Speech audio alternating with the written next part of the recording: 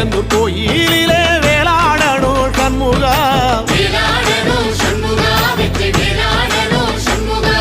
பிள்ளை ஆண்டான் பிள்ளை என வரம் கொடுக்கணும் சண்முகா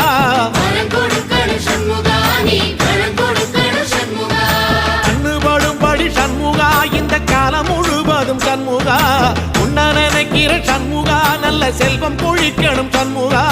சொன்ன வரங்களை அள்ளி கொடுக்கிற கொடை வள்ளலே சண்முகா கோடி வணக்கம் சண்முகா பல கோடி வணக்கம் சண்முகா